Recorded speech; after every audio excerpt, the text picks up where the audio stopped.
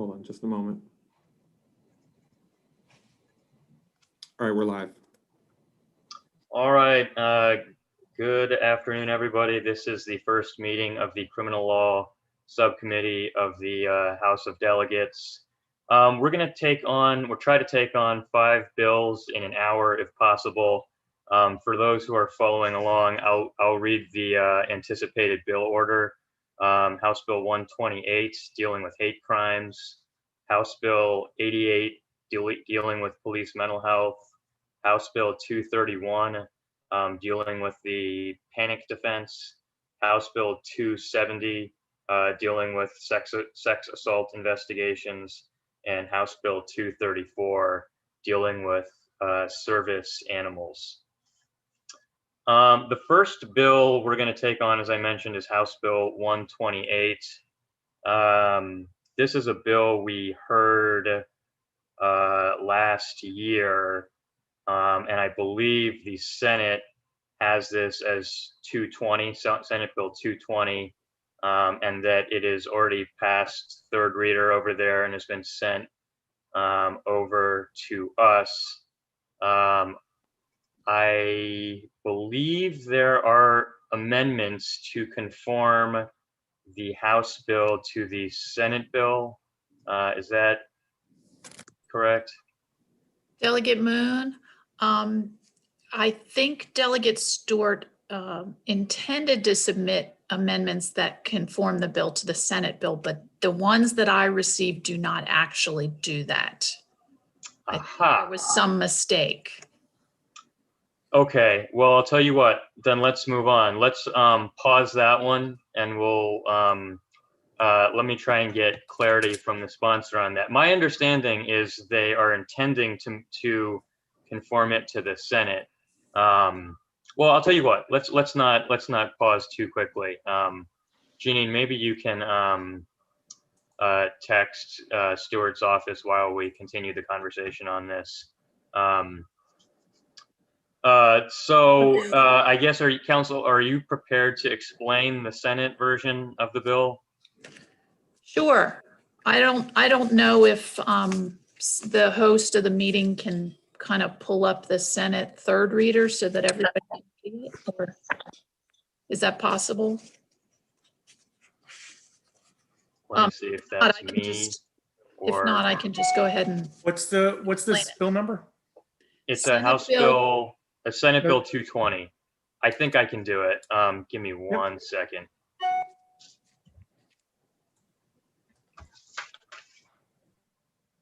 You can just make Claire a co-host.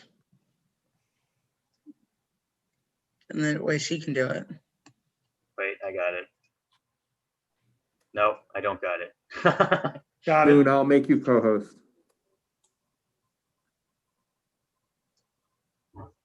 All right, now I got it.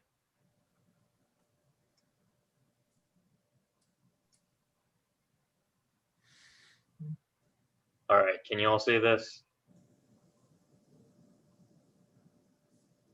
Yep. All right.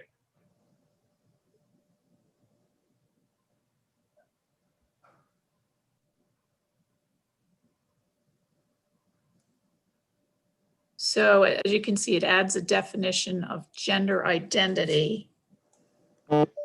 And if you scroll down, it takes out the original term gender-related identity and adds gender identity. It just replaces some of the original terms with the gender identity.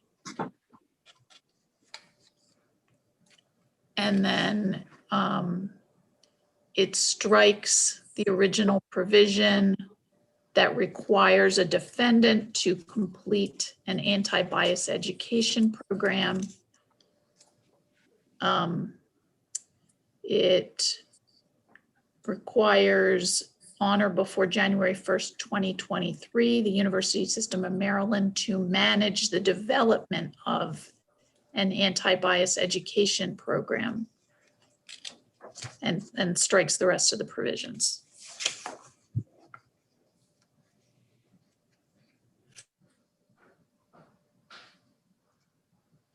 Okay, so I just also received confirmation from the sponsor that their intent is to conform this to the Senate third reader version. So I would move that we do that in principle, but is there any, I see Delegate Cardin's hand up. Yes. No, I'll just wait. I'll wait till you move. I'll wait till you move that. I've just discussion. Move the amendment. Is there a second? Second.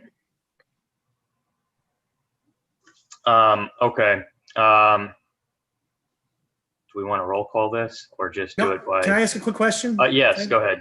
Oh, I'm sorry. Do you want to move the amendment first? I'm sorry. Well, do you have discussion Let me just on ask the a question amendment? now. The question is, the ADL folks, Ms. Wiesel, are you good with the bill now the way it is? Yeah, we supported the amendments. Okay. And we're suggested some of them. Yeah, so we're good. Totally. That's all I need to know. Thanks. Okay, great. Well, can we just do this by show of hands? It doesn't sound like there's going to be controversy on this. This is the amendment of the bill. What's that? We're adopting an amendment to conform the House bill to the third reader, Senate Bill 220 that they sent over. I just want to keep things tight if we can. So all in favor of that amendment, raise your hand. Any opposed? Okay, the amendment is adopted. Is there any discussion on that bill as amended? Can I ask a question, Mr. Chair? Yeah. Delegate Polakowicz, this is your bill, right? No. Or making that up? Whose bill is this? This is Vaughn This is- Stewart. Oh, Delegate Delegate Stewart. Does the bill still do what you intended with the conforming, or? Would you like me to answer that? Yeah, Yeah, directly. Okay, so I don't know. I just arrived. I don't know what the protocol is. we just yeah, amended the bill to match the Senate version. yes, yeah, it does very much still do what we wanted. We sent over some amendments. I think by mistake, there were some old amendments. I think a few Senate JPR members tacked on some additional amendments to the bill, especially around like the maximum hours that can be required of folks to participate in. But yeah, absolutely. We consider the Senate amendments honestly to be mostly technical and still very much conforms with the intent of the bill. Okay, that's it. Move favorable, Mr. Chair, as amended. Is there a second?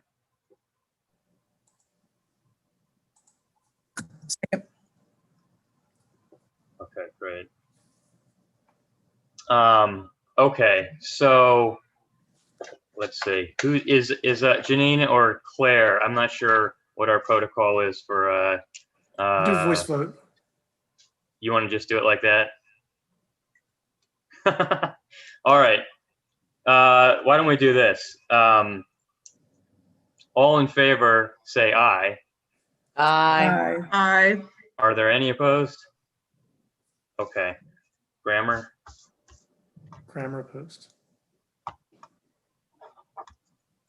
All right. That was quick. Thank you, folks. Let's move on to House Bill 88. This is a police mental health bill. We passed this last year as House Bill 736. This is the voluntary referral of services for mental health after incidents, things of that nature. I think there's a small amendment to change the wording on one of the provisions here. Let me pull the bill first so that you get a refresher on this.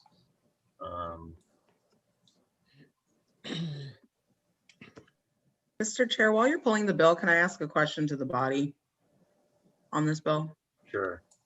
I couldn't really tell from the fiscal note what the cost would be, and I don't even remember if what's it, MACO or MML cared about it either way. I just wanted a refresher on that note. I don't remember really. My read on the fiscal note was it was a nominal impact, and that to some extent the departments had services available, and this might have been structuring them in different ways, but that nobody came forward to explain there was going to be some, cost impediment here. It says for local minimal increased expenditures, but it does say this bill may impose a mandate on a unit of local government. Yeah, that's why I was curious if they said anything, but if they're good, I'm good. There's no opposition testimony at all to this bill. It looks like this is the same posture as last year. Yes, let me ask Claire. I think was there an amendment to this one coming in? Yes, Delegate Brooks did submit a very small amendment to change on page 2 of the bill in line 15 to change the term mental health evaluations to resiliency sessions. Move the amendment. Second. All right, all in favor of the amendment, raise your hand. Any opposed? I have a question. Yes. Does the resiliency session take the place of mental health evaluation? I'm pulling it up here. I just want to make sure. I think it's just a terminology change. I'm assuming it's defined in the session is defined. I mean, I don't know what that is. So I think that's the terminology they use in the departments to describe the mental health evaluations. Do we have an advocate that knows it's on here? Is anybody on here for that bill? That's what I was told also, that they don't call it a mental health evaluation, that they call it resiliency something, whatever it's called. that's fine, whatever. I think this is a harmless thing. Someone doesn't want stigma on the evaluation. I don't know. I mean, It's my understanding from testimony that a resiliency session is something that every officer is supposed to undergo periodically, like every year. And it's just, they don't single anybody out. It's just everybody does it. And it's just like a check-in with a healthcare professional. Hey, is everything going okay? You feel okay? As opposed to something more in depth or that's singling different people out is, I think, what the testimony. Oh, I got you. Yeah. So like a supervisor could call a guy aside or a girl aside and say, I need you to get a mental health eval. That's different from what this bill was intended to touch on, which is having, okay, I see somebody shaking their head down there. So, okay, I understand now. So there's two different things. One is a mental health evaluation. That's something that your higher ups would put specifically on a person. This bill was trying to gain access for all members of the department. And that's why they've changed the terminology. Okay.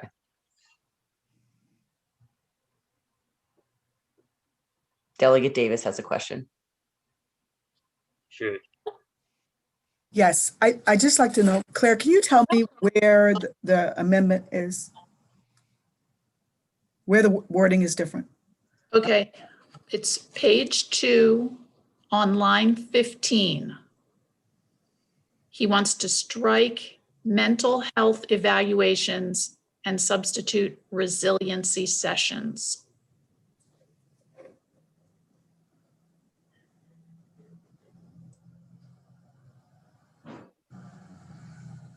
Okay, thank you.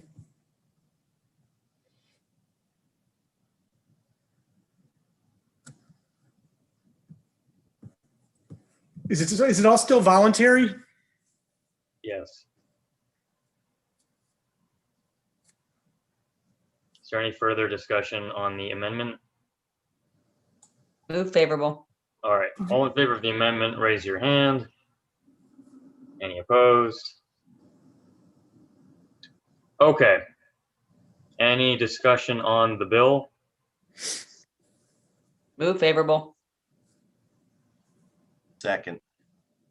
All right, all in favor of the bill, raise your hand. Any opposed?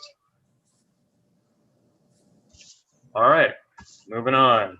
House Bill, thank you, folks. House Bill 231. This is the Panic Defense Bill. We had this last year as House Bill 488. I believe the sponsor has submitted amendments to this bill.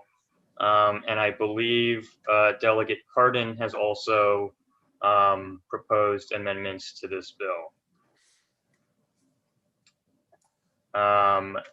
Let's take a look at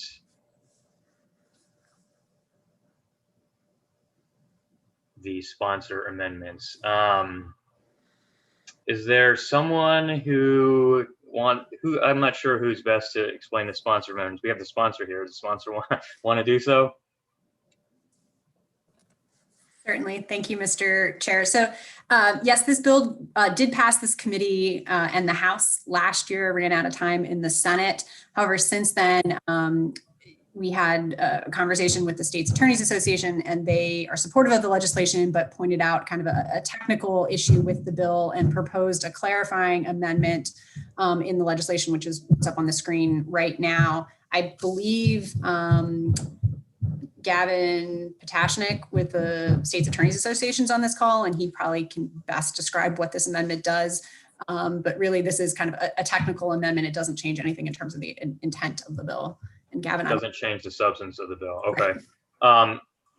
And is anyone opposing this amendment? We've reached out to all stakeholders who were involved in the bill, who testified on the bill, and everyone was in agreement on this amendment. And there was no opposition to this bill. Move favorable for the amendment, Mr. Chair. Well, let's pause on that for a second, because I know Delegate Cardin, I think, has an amendment to this bill also. And I guess before we get to that, I just want to ask if your amendment has any competition with this amendment. None at all. Okay. I move favorable on this amendment. Okay. Well, can we just hear from Mr. Potashnik Card, and first? I moved favorable already.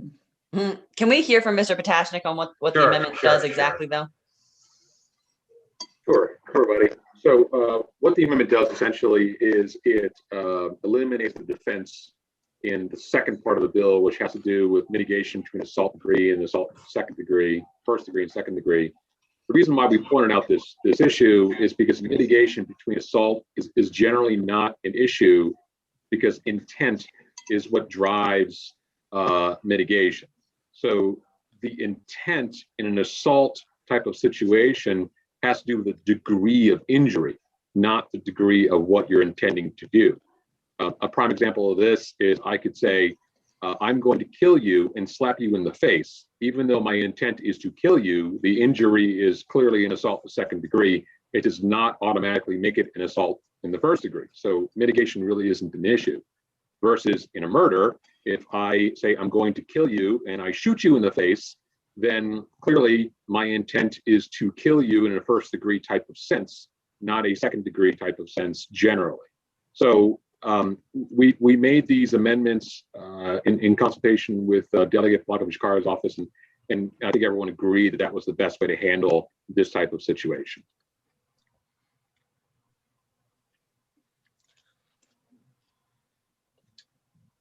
Great. Is there any Move to previous question. All right. All in favor of the sponsor amendment, raise your hand. Any opposed? Okay, great. The amendment's adopted. We now have an additional amendment from our friend, the member of the subcommittee, Delegate Cardin. Would you like to explain your amendment? Yes, can you pull it up? Because I can't pull it up on my computer while I'm talking to you guys, unfortunately. Jeez, Cardin. Sorry, I tried to and I couldn't. Basically, I talked at length with a couple of different people. I can do it. Tried to figure out how to. I love the bill. I love the concept of the bill. And what we're trying to do is we're trying to get rid of the panic defense. And so instead of enumerating it, what I thought we should do is tie it to the classes, the specific classes in the hate crimes legislation, in the hate crimes statute, so that as that list increases over time, God forbid it should increase over time, that this defense would actually increase over time, and just make sure that transgender and sexual identity and all the other issues that we're trying to deal with in this bill are included in the hate crimes, which I believe they are. So because what's happening is in this bill, you leave out religion. Well, why are you leaving out religion? Why should you not be able to use why should you be able to use the panic defense because somebody's a different religion, but not because of their sexual orientation? So that was the idea. I'm really just trying to clean it up. I don't have any agenda except to make it as concise and make sure that everybody's included that should be. If somebody else can think of a better way of doing it, I'm also game. But I think that what this does, and I talked to Claire a little bit, and then I went and worked with the drafters to make sure that we did it the right way. I think that's what this does, and that's the amendment. And I hope that it would be seen as a favorable amendment because it helps clean up the bill. Is this in the same part of the code, or are we changing a different part of the code? You're going to have to talk to, Claire's going to have to answer the specifics on that because it's too small for me to see. And I guess my first question is what's in that other list now? So now I want to go fishing for Title 10. Right. I believe that everything is in the hate crimes except for religion. For some reason, religion was left out of this bill. And so instead of just trying to keep it up and then having to change each side of the code each time we try and do this, it was to tie them together because it would just make sense. You shouldn't be able to use the panic defense for any of these protected classes. But has anybody ever tried to use the panic defense when they find out somebody's a different religion? I'm just wondering. I mean, I can see that after 9/11, I could see that happening with the Muslim religion. I could see that happening in the Orthodox community. I can see those kinds of things happening. The panic defense specifically? Mm-hmm. So has the sponsor had the opportunity to see this amendment? So I reached out, but I don't think I ever got you, Julia. And so I'm happy to talk to you about it. I mean, I like the bill. I don't want to see this bill die. I'm just trying to clean it up. So, I mean. Yeah, and I'm sorry, John, if I missed something. I don't recall seeing anything predating this meeting. So this is the first time seeing the particular amendment. I mean, I think Lauren just asked a good question about has this actually, the panic defense, been used for religion previously? I will note that we have CP Hoffman from Free State Justice on here who knows more about the history of the panic defense and might be able to talk to specific cases if that would be of interest to the subcommittee. I'm just not sure why we wouldn't have why you should be able to use the panic defense for anything, let alone, any protected class. Yeah. CP, do you want to weigh in on this? Sure. Yeah, thank you. So sort of the disclaimer at the beginning of this is that it's hard to track instances in which panic defenses are used because of the way that the court records are kept and all of that. I think I talked about this in my testimony to the full committee a few weeks ago. So that's sort of the disclaimer. But with that disclaimer, the cases that we have identified are in the sexual orientation and gender identity realm. Like we've not been able to find like specific instances where it's been used in the context of race or religion or other things. It isn't to say that it isn't or that there aren't situations where that can come up. And certainly, I think it was in the House hearing that the idea of a panic defense coming up in the context of COVID-related violence against Asian Americans, sort of came up. But we don't have a record of that happening in Maryland. That would make sense to me. It's very hard to find. I just think that if we're gonna say that it can't be used for race, which I believe this bill says, then why would we not say it can't be used for religion or some other protected class? Should another protected class be enumerated at some point in the future? So I'm fine with changing it like this if it doesn't hurt the purpose of the bill at all, if it doesn't water it down, right. Which it sounds like I'm not trying to, and that's why I wanted to discuss. Can we have it again? Can we look at it again? Whoever has the screen share, so we can just. You want to look at the amendment? Yeah, the amendment again. Yeah, the amendment again. And then the other question I have is there a Senate cross file, and are they currently the same? Are we going to be messing up are conforming of two bills right now with this? I mean, could this be a separate bill that we come in with later if there's already an agreement between the two sides? Yeah, so the sponsor amendment, my Senate crossfile Senator Lamb was in agreement on. I'm not sure if he has seen this amendment yet. So maybe, Mr. Chair, we send this amendment over to, has the bill moved on the Senate side? I don't Yeah. think so. No, Okay, No. maybe we send him a copy of this amendment and just get his read on it and see if he would be willing to make this amendment a friendly amendment on his bill too. Because I hate it when we change a bill and like, then we find out later the Senate hates it and doesn't want to do it. And then we've just screwed up the whole bill because of it. I mean, it's not worth it when we could have next year, Cardin could put in this exact bill. We could vote on this whole bill if we needed to, you know what I mean? Well, let me just ask, just offhand, CP, does this concept seem harmful to what you guys were trying to do with the bill? So in practice, or so in theory, I think that this would be a good model. The problem that I have at the moment is that because of the way that the hate crimes statute is written right now, I know we were talking a little earlier about an amendment to that will clean up some of that language, but it does not expressly protect gender identity in a way that is clear to, certainly police departments across the state, because it's lumped in under sexual orientation. So I would have concerns that if the hate crimes bill is not amended, that there would be sort of confusion as to how gender identity was treated under this bill. Right. I completely, that was one of the issues that I was trying to address, which is why I think that we defined in, or Claire, did I ask you this question?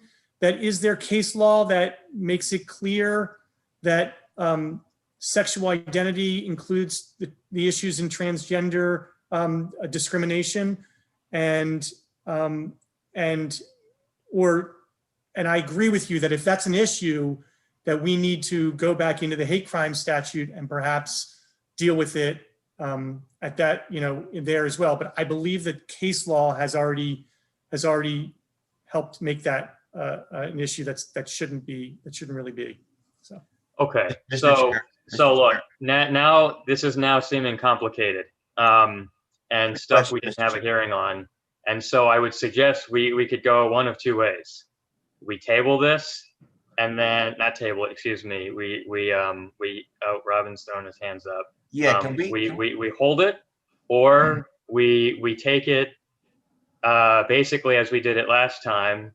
I don't think we can replace what the sponsor is wanting with what you're suggesting, mainly because I think it requires too much change. If we did it as an and anything covered in the hate crimes law, maybe that could fly. If what your concern is that we're pulling in gender identity and not pulling in religion, but I would be uncomfortable replacing the intended bill just because I would look. I'm not going to fall into it. I'm sorry. Go ahead. Can we just get some clarity from the bill sponsor here? If this were my bill, I would want to just comment on it, and I feel obligated to ask the bill sponsor, do you want to work out this amendment, or do you feel that this is something we should put to the side for right now? I would want that courtesy if this were my bill. So if it's okay, Mr. Chair, yes, please. Okay. Yeah, thank you for that question. And I appreciate the maker of the amendment's intentions with this. I would just share the chair's concerns about including this amendment, because I think it does water down the main intent. Like if we look at known cases of where the panic defense was used, it is definitely has been used against LGBTQ people. So I want that to be absolutely clear in the legislation, and to keep that intent that this, at its heart is about making sure that a victim's sexual orientation or gender identity is, does not play in terms of the cases. And so I feel like the bill, and even with the sponsor amendment, is still very clear on that. So I do have some concerns about this amendment. Also, to the bill sponsor, is it true that this passed unanimously through judiciary last year? It did, and with only one dissenting vote in the House last year. So it's my recommendation. Who was that? That was Parrott. I'm fine with the amendment. I might have had bills in this position, and I kind of get the sense we might go off the rails. I love the amendment. I think it might be a good idea to work along the side. With that, I'm willing to do whatever. I just think the bill sponsors, kind of made Right. it clear. And like I said, I'm not interested in derailing the bill, but I will say that it was the Jewish community and the Muslim community that came to me and said, we don't understand why the panic defense is not available or is available in religion. And so that's why I kind of did this. So I am, Mr. Chair, we'll work on either a standalone bill next year, or perhaps we can talk to Clarence in the Senate and see if there's something we may want to do. Well, that later. would be another way to go, is to stick it on in the Senate, and then we'll say yes. It'll give us a little more time. We can get this ball moving, and then see if we can just work it. We'll just adopt the Senate amendments if they send it back over that way. Yeah, and I don't mean to shoot you down, John. I love you. I'm sensing a derailment here, and No, I think this is the wrong point to have. I'm getting the feeling this is the wrong point to have that conversation, and I like the amendment. I love it too, but maybe a bill next year. I would tell you, I respect. All right, I'm feeling a motion. Does someone have a motion? Move favorable. All right. On what? Is there a second? On the bill. Nope. It's I'll a move to motion on the withdraw bill my as amendment. amended with the sponsor's amendment. Okay, second. All right, all in favor of the bill as amended with the sponsor's amendment, raise your hand. Any opposed? Okay, great. And Delegate Cardin, we are taking your issue to heart and are going to try and work that out too. All right, let's move on to House Bill 270. This is Delegate Karen Lewis Young. It relates to having a meeting or a call or some information when your sex assault case is not moving forward, to get some opportunity for explanation on that. It looks like there's an amendment on the screen, and I believe the amendment here is because the sponsor and stakeholders have worked this out so that there ought not be opposition to the bill. I see Lisa Jordan here. Do you want to explain where you guys landed on this? Yeah, thank you, Mr. Chairman. Good morning, everybody. This was, the amendments are their sponsor amendments. They were a kumbaya moment after discussions with the state's attorney's office in Frederick County, where the case that prompted this arose, and advocates, and really one of them is technical. There was some concern about making sure that if there was an alternative platform, for instance, the victim or the state's attorney said, hey, let's do this on Zoom, that would be okay. So that's why we say these are mutually agreed upon. And then there was, I believe, a compromise regarding the number of days. The bill started at 10, state's attorney's office wanted 30, so we compromised to 20 days. So this is very straightforward. Exactly the same amendments were introduced in front of JPR last week. Oh, okay. Is this bill moving? Has it moved in the Senate? It's not moved in the Senate. The hearing was just Tuesday last week, I believe. Got it. And is there anyone from the state's attorneys on this one here? Gavin's here, I think. There you go. Here. Yes, and I think our biggest concern was making sure that there was a delineation between when the police make a decision versus when the state's attorney's office makes a decision, because oftentimes the police may decline to even send it to us. We don't even know about that, and that's the issue. We can't explain police department's reasoning for not sending it to us to look at. We can only explain our reasoning, and I think that we were cool with the 20 days because it gives us a chance to look at the file and get things together and make sure we have a productive meeting rather than a non-productive meeting. So we're good with the amendments. Move the amendment. Second. All right, all in favor of the amendment, raise your hand. Any opposed? Okay. Any discussion on that bill as amended? Move favorable. Second. All right, all in favor of the bill, raise your hand. Any opposed? Great, we're moving in record time. This is awesome. Thank you, everybody. Now we are on to our final bill of the docket, HB 234. This is a bill about killing or interfering with someone's service animal, and the criminal penalties that will attach to that. I'm sorry, what bill number? Sorry, this is House Bill 234.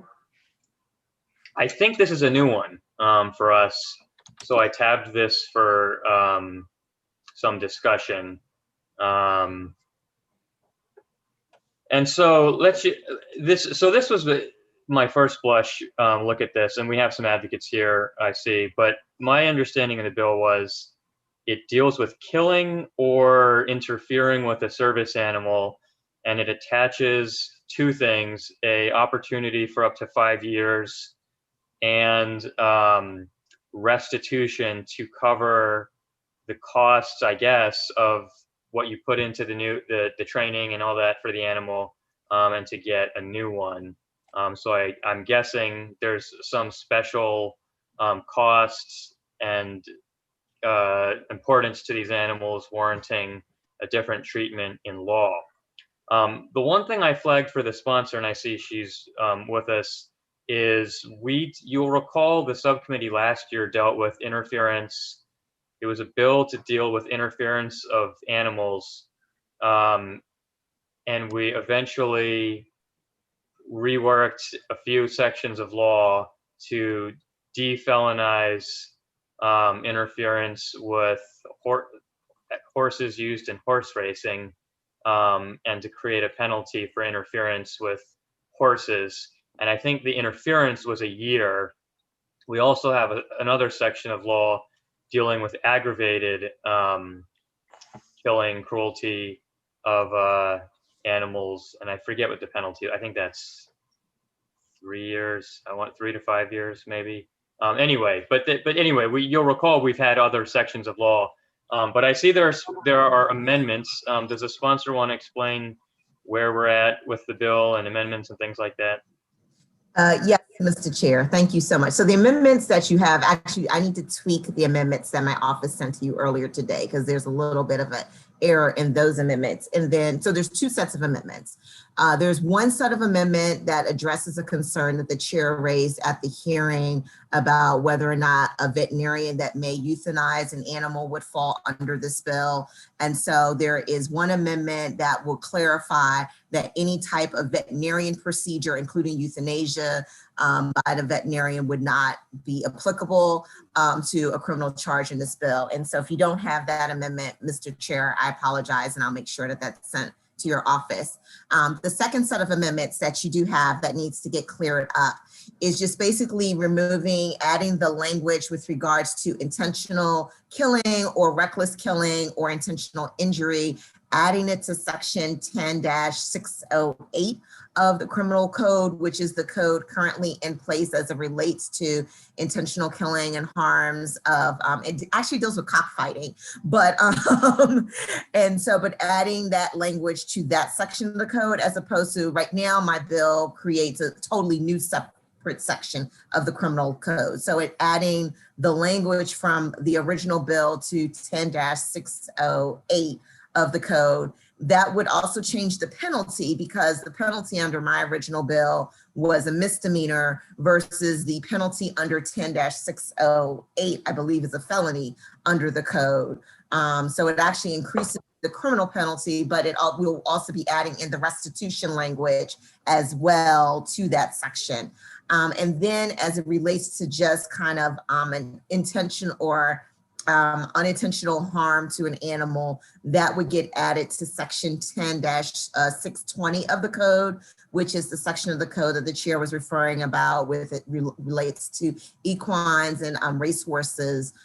Since that's kind of a lesser charge and that's a more unintentional type of situation, there was some conversation that maybe moving that portion of my bill to that section of the code would probably be a more reasonable type of penalty given the circumstances. But that section would also include the restitution language as well. And so the amendments before you have the restitution language correct in those sections of the code. It's just the language is a little quirky because it says the amendment before you, it says intentional killing of fowl, birds, cocks, and other, and it didn't get to the true essence of what the bill is supposed to be about. So. Thank you. Yeah, and so just to be clear, I don't think we'll move anything today. But I did want to make sure we talk about this and understand what we're doing. And look, I'm not saying I'm opposed to a 5-year penalty or a service animal, whatever. I just want to make sure we're all understanding the existing sections of law dealing with animal penalties and making sure this fits consistently with that. Yes, Delegate Cardin?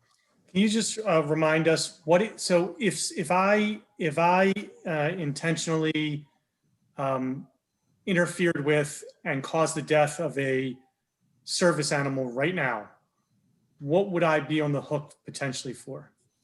The most would probably be malicious destruction of property, which would be at a max of 3-year criminal penalty with a fine of up to $2,500. Okay, and but it would be malicious. It would the charge would be malicious destruction. Correct. And it wouldn't be. There's no way to include that in with what we did with equines last year. No, my amendment does include. We'll add it to what we did with equines last year. So it wouldn't be in malicious destruction. It would be specifically harm to animal. Correct. Well, the other thing too, Delegate Cardin, and I guess part of what I had flagged for the sponsor is that the bill as introduced had interference and killing in the same penalty bracket, but elsewhere in the law, we have it a little bit split up. Like the interference with equine bill, I don't think is killing, it's interference. And so, killing, if it's aggravated, cruel killing, that sort of thing would be a felony. So we've split it up in ways that the bill as introduced didn't. I'm not saying it's a problem. We can create a whole new section of law. Again, I just wanted to make us aware of these other sections. I'm just trying to figure out. So if we took the amendments, basically, if I interfered with a service animal, it would be similar to interfering with the equine. But if I killed a service animal, it would be a separate crime. If you killed a service animal, it'll be kind of on the same lines of kind of cockfighting in terms of the penalty. Okay. Unless you cruelly did it, in which case it would be a felony. So that's the framework, I guess, and that's just on the criminal side. On the other side of the bill, there's a mandatory restitution provision, which I understand is trying to seek compensation for, what that a service animal is different than an ordinary animal, and that's a whole nother. Is there already that in place for equines, which could be very expensive as well? Is there someone who knows the answer to this on the call, whether we have mandatory restitution for other animals? Gavin might know. Gavin, he's turned off his camera, but he might know. I don't think so. Cricket would know. I don't think so either. I don't think we have mandatory restitution is uncommon in general. I mean, Delegate Williams found a statute that she based this law or this bill on that was, I believe, in the theft area of the law, where there is a provision for mandatory restitution, but almost with the exception of that, there aren't very many other provisions where it's mandatory. It's generally discretionary. Can I just make a comment on the bill as a whole? I think that it's important that we keep this in mind. And somebody destroying the service animal is somebody taking away the ability of a disabled person to function in society. It's not the same thing really as just hurting an animal. I mean, it's almost a hate crime against a disabled person. I mean, we're sort of dancing on the edge there because you're literally preventing the disabled person from surviving in the world in which it is already difficult for them to survive in. So, I like the penalties that are in there because that is a grotesque crime. Oh no, we're going to pass this bill. The question is, so maybe this is a question for Gavin. I'm sorry, Delegate. Yeah. was trying Yeah, to. I agree. I think this is a technical problem. I would just like to look at the amendments and I can't find them anywhere. That's because I pulled the amendments, Delegate Grammer. I originally sent them to the chair, but then I caught the error in the amendments. And so I pulled them because they're back down at the amendment office trying to fix them. So that's why you don't have them before you. But as soon as I get the correct version of the amendments, I will make sure that they're emailed to the entire subcommittee. Can you, can we ask you to send us an interlineated copy of the bill with the amendments as well, please? And I will try to do that. The That- I version think- I have I isn't think that, that- but I understand. Yeah, that is would make it, easier to read. that would make it much easier and quicker for us to deal with this, I think. Okay. I would also just say, if we're gonna apply the heavier penalty on the killing side, I think we probably need something that's like intent or knowledge, right? Yeah, I think, Mr. That you Chair, knew that Yeah, it was Mr. a Chair, service I wanted animal. to say- I wanted to say that difference, and I agree about how heinous this kind of crime can be. But I also think, like, if you're just in a car accident with someone and the service animal dies and you had no idea, like, you know what I mean? The Agree. person Yeah, that's what I injured, mean. like, You had to You need somehow. specific intent. exactly. You have to somehow Yeah. know that this service animal, and your intent was, I mean, well, I also say, if you know it's a service animal, but you actually didn't intend to kill the animal, I don't know about that, but. Well, that's like, if why it I was an was suggesting accident or maybe we whatever. split the interference and the killing in two. Right. Okay, Yeah, so the interference is going to be the lower penalty, Delegate Fisher. So the interference part will still be a misdemeanor, but the intentional killing or reckless killing would be a felony. okay. But there has to be intent in the intentional, in the reckless, or no? You don't Deborah need Davis intent for doesn't like the reckless. felony, I think. Yeah. Yeah, She doesn't There- like, she doesn't there's like been long- felonies. Felonies. She doesn't like We don't do felonies. felonies. She's like, we got enough felonies on our. We don't books." do felonies, Nicole. We just don't. I know. My original bill has it as a misdemeanor. So get rid of the felony. So let me. I can like ask the a quick- felony. I love it. Can I ask a quick It question? doesn't matter in Maryland anyways. We got weird felony rules anyways here. We don't like felonies. You haven't been here long enough to know. We don't do felonies. Delegate Cardin. So on the interference, there would be no intent required. Is that what you're saying, Delegate Williams? The interference part does not have any language with regards to intent. So I could,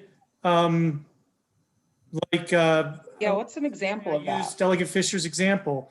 We get into an accident, and I cause the breaking of the leg of a service animal in the car. I could then be on the hook for misdemeanor of interference with a service animal because there's no intent for me to do it. Yeah, we should include intent there too, I think.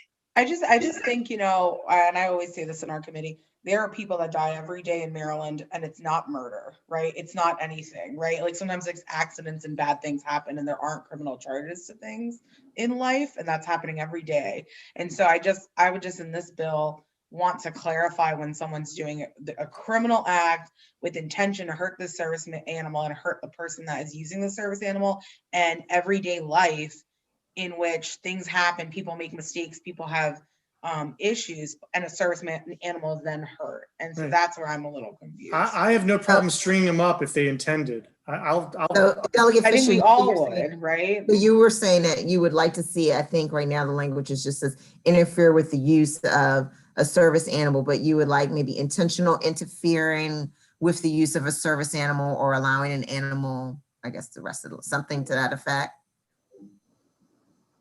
Yeah, I mean, I don't know, thinking what Eric Ham was talking about, the question is whether it's intent to interfere or intent to interfere because it's a service animal.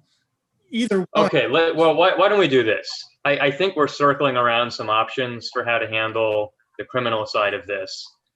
We have 5 minutes left, 4 minutes really, if we want to be swifty about it. Can we just quickly talk about the restitution side of the bill and just get a temperature on how we want to handle this? The bill as introduced is asking for mandatory restitution. So that's really the question. I think that's important because, I mean, it doesn't matter if you intend to kill the animal.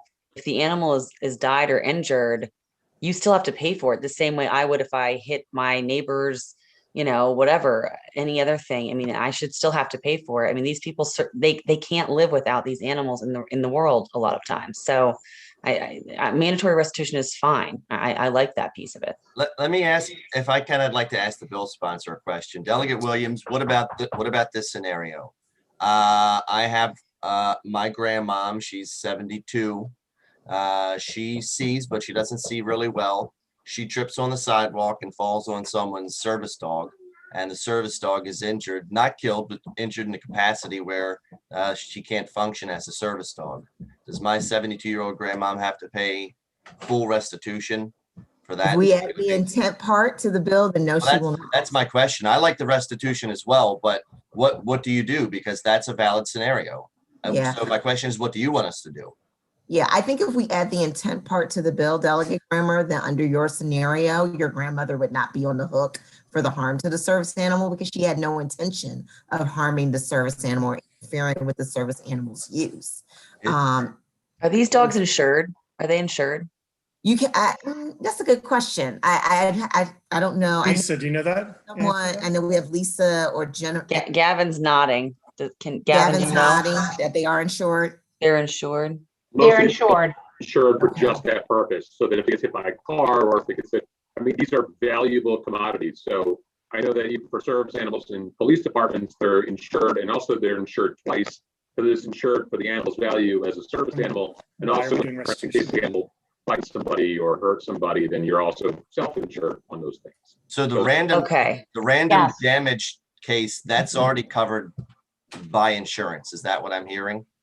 Well, but remember, restitution takes a bunch of different forms. So restitution takes the form of the value of the animal, and restitution is, if I'm missing time from work because I do not have that animal, then technically that could be contemplated as loss of time from work because you're not unable to utilize that animal for your everyday purpose. I mean, theoretically, you could ask for restitution for lost time if you wanted to, but it really depends on your insurance policy. I defer to the experts on that, but I've seen that.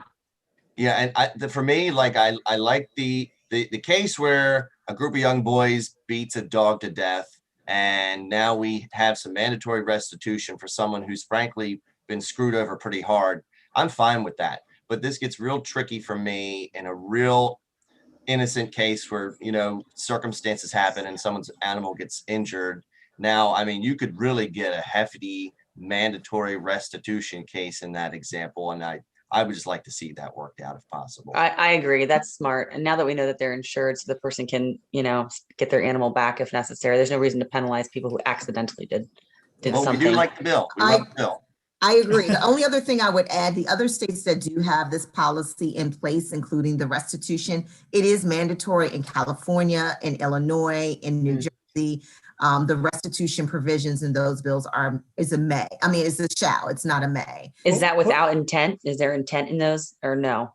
I have to double check, but I'm like fine I with said, I'm mandatory willing to add restitution the with intent. Folks, let's pause here. I think we got a good work through of some of the issues here, and we'll take a look at amendments. We're going to have to take this up another time. So Delegate Williams, if you could supply us with any amendments and interlineated copies before our next meeting, we'll try and pick it back up where we left off. All right. Well, thank you, everybody. I will see you all later. See ya. Bye, y'all.